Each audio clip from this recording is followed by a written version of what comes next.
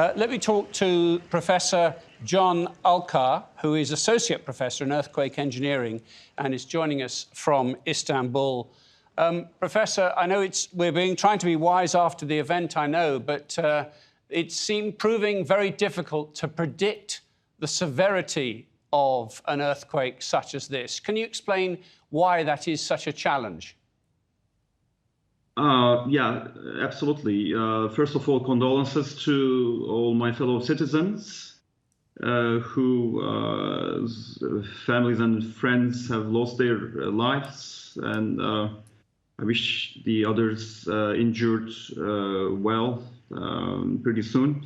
The answer is short and quick, is that nothing like this has happened before, except the 1939 Erzincan earthquake, which was slightly larger than this earthquake here. Actually, we should talk about these two earthquakes that hit the region. The first one in 7.7 magnitude, and the second one being 7.6. So this is extraordinary. So this hasn't happened in the last couple of centuries before. I believe 500. This is the duration of the probability of having an earthquake like this in that region is about 500 years. So that shows how devastating this quake actually is. And in terms of the sorry, Professor, I was just going to say, in terms of the having the second, almost as powerful quake within just a few hours, that's very unusual, isn't it?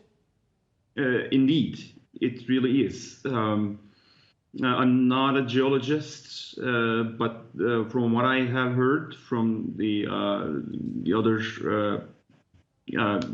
researchers, professionals, is that it is directly related with the current fault mechanism there.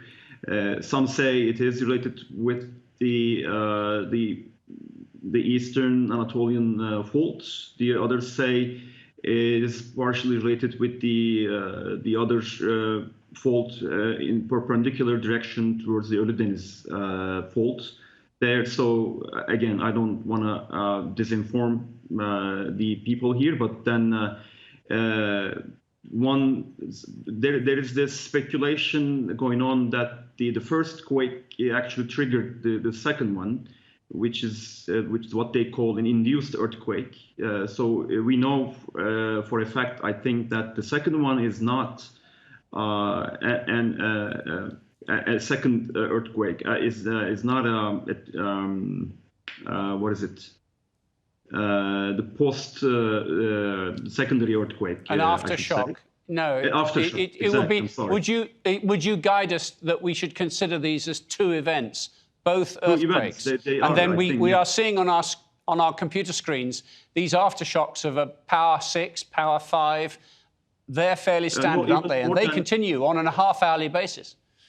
Exactly, and they will continue happening because the second one is entirely independent earthquake in the sense that it's not an aftershock. Of course, that's what we know, which is why we're going to have even more aftershocks happening in that region in the coming up days, having magnitudes more than 6.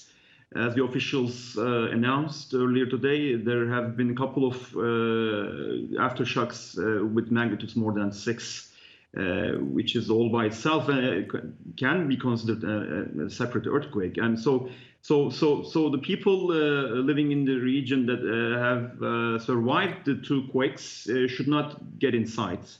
And the current weather conditions are rough there, and it's getting worse, I think, as we moving towards the midnight. So yeah, it's terrible. I can't. Professor, let me just check what you just said. You said if you were in that region, you would not go inside a building tonight because there may be another serious earthquake? Yeah, and well, I'm talking about aftershocks, of course. Yes. And as they continue, and because the magnitudes of these aftershocks are also high, they will have the effect of the possibility of damaging the whatever the structures left off there, especially the ones that were damaged already in the first two earthquakes. Some officials with some other containing a number of engineers and professors are in the area or moving to the area in these hours to start actually checking with the AFAD officials the condition of the survived buildings so that they can decide whether or not they should be demolished soon. So yeah, I would not go inside. Definitely not. Can Ulker, thank you very much. Associate Professor in Earthquake Engineering in Istanbul, we thank you for your time today.